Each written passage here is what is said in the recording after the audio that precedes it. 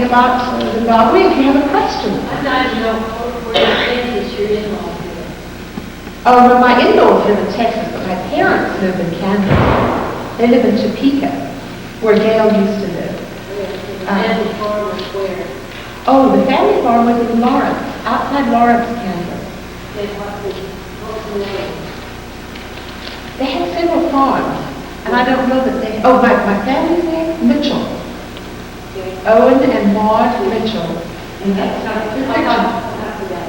Oh, good. You know, everywhere I go, I meet somebody who knows or reviews my grandparents. And this is such a lesson to me on how one person, or two people in this instance, can make a big, big difference. Now, there my grandma was, and they never had money, never. And she raised 10 kids on nothing, but she taught them to love God. She and Grandpa to love God, to put God first in everything. So much so that, as I said, all 7 of the brothers were preachers. My dad's older brother was killed when he was 18 in a train car wreck, but he had already been preaching, had already won speaking contests in Kansas, and I think would have gone on to be a wonderful preacher.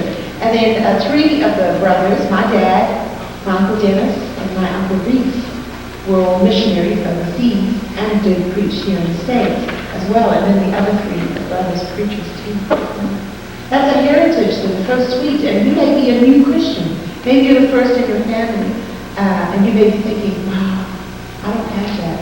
But you know what? You can start that. My granddad was one of the first Christians in his family, but he decided that this was going to be what he would do, is raise a family for the Lord. And boy, it takes time. It takes saying no to other opportunities and distractions, and say that I'm going to raise this family. I'm going to take time to open the Word. I'm going to take time to show them that I'm there every time the door opens. Dad tells a story of the one time he remembered that Grandpa did not go to church. He was maybe 8 or 9, and I guess the whole harvest was ready and ripe, and they knew the huge storm was coming. And they knew if they did not harvest it, they would lose, I guess, everything. And so Grandpa chose not to go to church. I don't know if it was morning or evening, but Daddy says Dad sat as a young boy on the front step of the old farmhouse and cried because he thought his dad had lost his faith. But wouldn't that be wonderful if my kids thought, wow, the only time my parents would ever miss is when you just absolutely could not, go.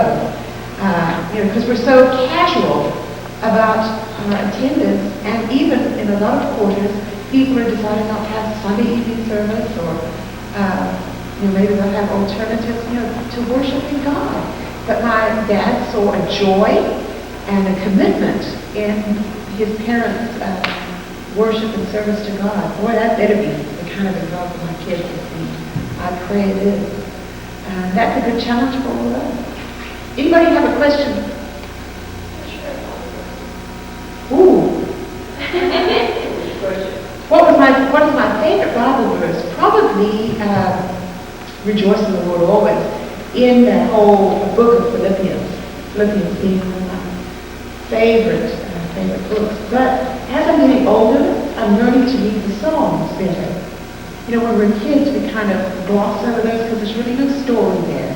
When I'm reading those Psalms, I'm actually teaching a quarter with the ladies where I've worked up lessons on various Psalms by category. And we did redemption Psalms Wednesday night. And there are stories in Psalms. It's usually the story of the Israelites or David, whatever, and usually it's them going away and then come back, which should encourage us to know that we can come back to the Lord. So I would say that's working him to be, but I can't really say there's a favorite thing. Some of you may not. Oh, sorry. In your missionary service, how many churches did you set up, your family set up in Africa? Well, my folks went to what was Southern Rhodesia in 1958, and I was born in 59, so you can calculate and figure out that I'm 41 years old. But initially, we worked on a mission station. In the early years of mission work, especially in Africa, you had to be able to say to the colonizing governments, we've got something to offer your people, either a mission school or a mission hospital, something like that, so it was easier to be a missionary than that way. And it is that way in a lot of China, for instance. You have to go in as a teacher nowadays. So they went in, and we lived on a mission station until I was 6. So I grew up with no electricity, no running water, so I had a lot in common with several of you ladies who grew up like that. And I love that because now I really appreciate all those amenities. But anyway, when I was 6, we moved to an area of the country called the Eastern Highlands. There were no churches of Christ there, none. It borders with Mozambique. You know, Mozambique is having huge floods right now. So you've heard that name anyway. Anyway, we moved there with another preacher, an African preacher, Kempia Mugweni, and began to start churches in that area. And that was 1965. So I was 6 years old. And I would say probably in that area, now there are about 200 churches and a Bible school. We never do the Lord's work alone. There were other missionaries who then came and joined us. And then African ministers who were trained in our Bible school that had been on the mission station and moved to Mutari, where I was. And so yes, many, many congregations. And the African people, probably in all the world, are the most receptive at the moment. And I think because they live with such privation and such a simple life, they are able to see more clearly than what we are when we are blinded by our riches and our education. We think we can almost save ourselves. We think medically, educationally, and monetarily that we are self-sufficient. And when we think that, then we have no need, we think, of God. And so I think one day we will have missionaries come from Africa to America or to Europe. That's the way it goes in the Lord's kingdom worldwide, isn't it? It goes up and down like that. Did that answer your question? You got more than you mentioned. It's better. Another question. I was wondering why you decided to homeschool your children. Oh, now that's an interesting question. Stephanie she was asking why am I homeschooling my kids. Stephanie just graduated from high school. She's 17. She finished most of her work in December. She had just a little bit of math and so on in January. She will be leaving in less than 2 weeks to go as an intern in Estonia, one of the former Russian republics, as a mission intern with some missionary friends of ours, Mike and David Banks. Anyway, so I've homeschooled her 9 years. I took her out of school at the beginning of 4th grade. And my second son had done kindergarten, and Ian was a baby, our youngest was a baby. I don't know, I just felt like when I sent Stephanie to school, that she was gone from 8 in the morning till 3:30 in the afternoon. She'd come home with piles of homework, and I had no time. I felt frustrated that I didn't have time to help her be shaped spiritually. I felt like she's worn out, and yet, somebody else has had her little mind all day long, and not always the best textbooks used, or maybe teachers might not have a Christ-like attitude or a Christian worldview. And I started meeting people who were homeschooling, and I just thought, hey, I could do that. I'm disciplined, and I do have half a brain. I could do that. And so I just started researching it and found that scholastically, usually when kids are pulled out and tutored, that their grades go up, generally speaking. In fact, usually they test 20% above the average nationally public educated school child. So for a scholastic reason, it was a good idea, but mostly because I just felt like I don't have time to teach her what I want her to know to fight Satan in this wicked world. I grew up where school only met from about 8 in the morning till about 12:30. And then our afternoons were free, and our parents had more time of it, this being in Africa, a government school. So I just knew that somehow, there had to be something where time was a little bit more free, where they could be kids still. And so it's not a judgment against anybody else. Everybody has to choose their own road. And I know there are wonderful Christian kids that come out of public schools, and I love you teachers out there. You're in a mission field, as we know, as we see our kids shooting each other and so on. But I saw back then that I wanted something different, and I felt like if God could give me strength to do it, that that's what I wanted to do. And we researched it and prayed about it, and just decided that's what we would do. And then we went back to the mission field, and actually it was a wonderful thing over there because we could take the books, and if Bobby had a series of lessons over in one area of the country, we just took it with us. And wherever we've been, I've plugged my kids into, maybe theater or tennis or swimming or whatever. Our kids in Rogersville have been involved in youth court.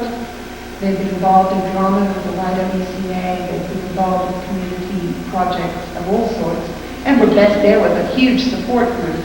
But we've also tried to help them see that they need to learn how to get along with all ages, not just their peer group, not just kids in the second grade. Sometimes we force our kids into that. Well, you can't play with so-and-so, he's not your age. Well, that's not what God wants us to be like. He wants us to, and that's what I love here this morning. It's beautiful to see young ones here as well as gray-headed ones here. Isn't that how the family of God should be? How we learn from each other? Don't you older ladies learn from these young ones? Standing up there and having the courage. Most of you wouldn't even get up here and do this. So that's the kind of thing that we were going for. Does that answer anything? Yeah. And what happened is our kids have excelled in all areas. But that may have more to do with who's parenting. I don't know. Because some families should never, ever, ever, ever homeschool. They just shouldn't. And I have a lot of people coming and asking me, will you homeschool my kids, or will you show me how to homeschool? And I've had to really pray a lot about how to advise them, because some people shouldn't. They probably kill their kids. Or maybe they just don't have the discipline that we were talking about to say, okay, we're doing this, and you've got to get the work done. And we always test our kids and, try to have them have a goal. It doesn't always work with us. We have homeschooling in our family, but it does not work with us.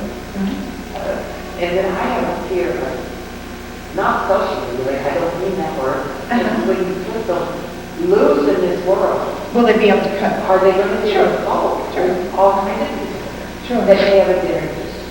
Well, see, our contention is that we do put them in the world, but we put them in a mixed age world. Just because they're not... Do you put them in your Christian world, or do you put them in No. the devil's?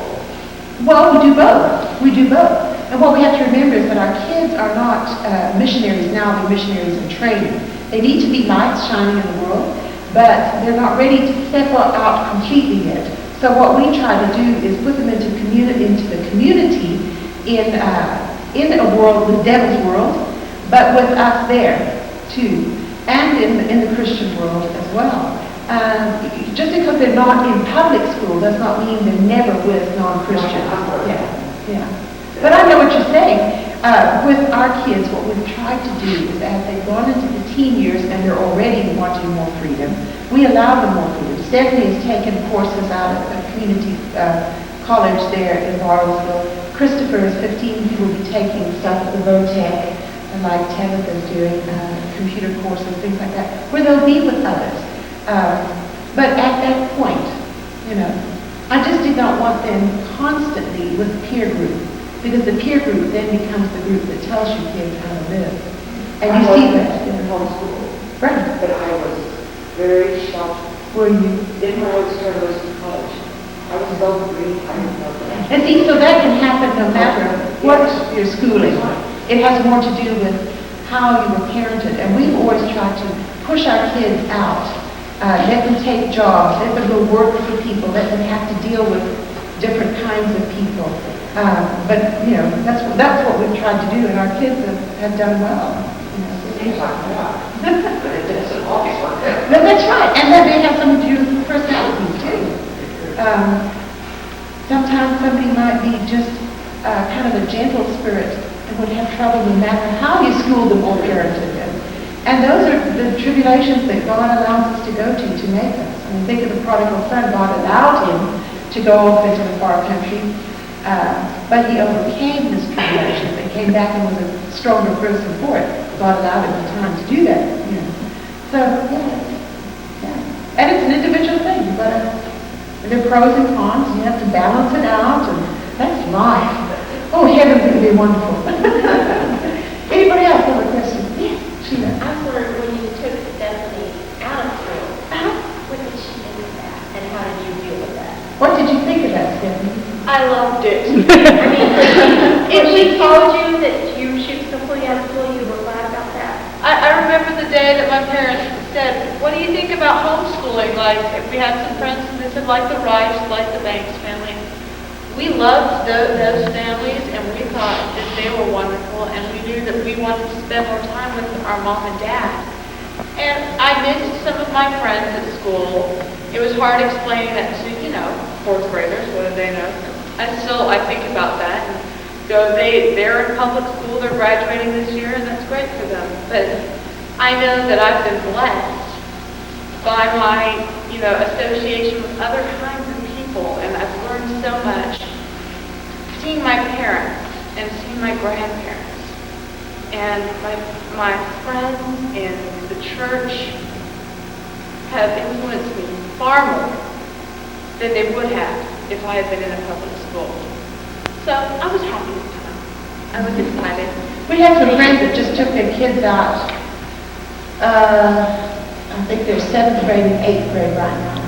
And they were in such a pressure thing that when they actually started homeschooling, it was like this huge pressure was taken, and they can now decide where to plug their kids in. Whereas when they were in the school mode, they felt obligated to keep up. You know how it goes. You're assigned up to so many things. And so this is our effort to simplify our lives, to get back to basics, to have more time, to really read, and to do away with some of the distractions. We don't have television. Most homeschool families don't have television or severely limited, you know. So, yeah, and it can, sometimes when parents take the kids out, the kids give them grief about it, initially. But as they see time go on, I think that if they're homeschooled in the right way, then it does work out. Now, like you're saying, we're really blessed. We've got a support group in Rogersville of about 400 kids. And Rogersville is only a town of 35,000, so that's a lot of families homeschooling. We're right near Tulsa. There are a lot of activities, field trips. Sometimes we do co-op classes in the teen years. My son just took a Civil War class, 6-week class, wrote 6 papers. And it was like a guided study. You know how in college you could meet with a professor once a week and then go home and do research. But they had time when they were together, and then they went to field trips and so on. So there are options like that. So you can do what you want with it. And say your kid is brilliant mathematically, well then you can plug them in with some math expert here and let them go at their own speed, and that's the advantage. Say you have a kid that struggles scholastically, maybe he has a learning disability, and in a classroom, very, very distracted, especially with kids who have such poor behavior nowadays. It's not like, you know, when, what you say, like, yeah, terrible behavior. But you know, when my folks went to school, and Dad went to a one-room school, nearly to high school, kids behaved. You behaved or else. So it was a little easier to learn. But even then, there were kids that had, you know, they were itchy and needed to roam around a little bit more and climb trees more and so on. So if you've got a kid like that, I have a friend that's just taken a little 7-year-old out of school because they had him on drugs and everything to calm him down. Ritalin, favorite drug of choice. It's just really sad that in our culture we've got a pill for everything. And so now she's hoping to give him projects where he can use his hands a lot. He's very active. He's a kinesthetic learner for some of the education people. So, you know, there are advantages there too. Or if you've got a kid that's brilliant, he can just go on all the way through at his own pace. I remember when I was in school, I would finish and everybody would still be working, and I got bored. Fortunately, I had good teachers that saw that and gave me extra assignments and kept me busy. But now our poor teachers are asked to teach so many things that have nothing to do with the 3 R's, but that they don't have time to do that. I mean, I have such sympathy for them. It's difficult. It's not an easy issue at all. Don't you feel that it's not sheltering, well, it is kind of sheltering your children from the world, but that is not a bad thing in the world that we live in today. To get them, to see them through those trying years of being a teen and making choices and becoming an adult, sheltering is a wonderful thing. Through the church, through family, if you are blessed enough to have parents that are Christians and grandparents that are Christians and great-grandparents that are Christians, you know, I think we need to wrap around our youth.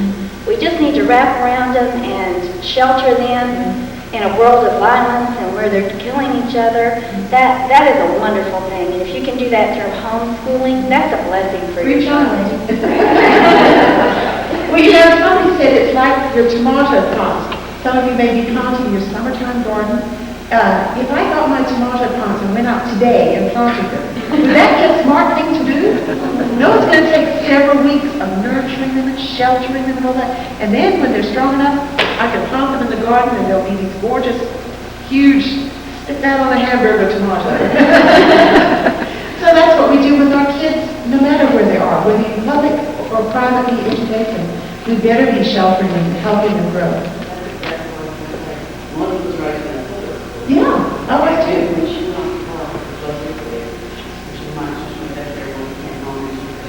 But when you shelter yourself, I really didn't know the thing that she was doing her child. Running from the shame down here and running into the floor. And she sheltered yourself, I said, look, wouldn't you rather be running into it now when you're up and ready to make decisions than when you were young?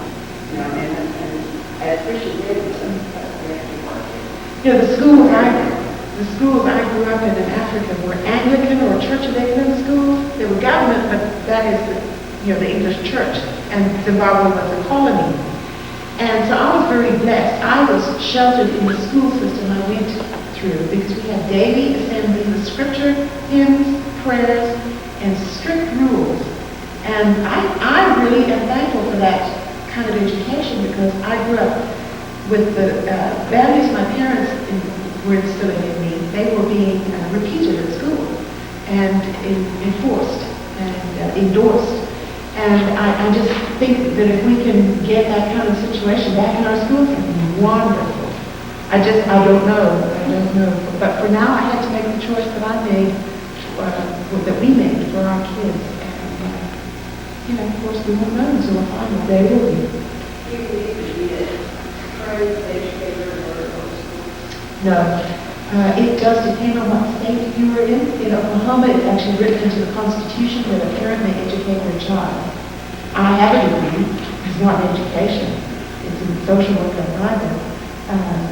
But some states do require that you certify, or if you're not a certified teacher, like my sister did it in Alabama, she had to go in under a church school, like a Christian school, and she would just go, I think, every 6 weeks and show her grade record, and attendance record, and some samples. As a teacher, of course, always okay, because my sister's so meticulous. So there are different states, different rules in different states. And as Christians, we need to be abiding by the rules of our land.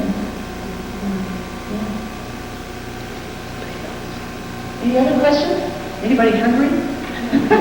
How could we be hungry after all those good bagels and fruits and so on? Anyway, thank you for letting me laugh.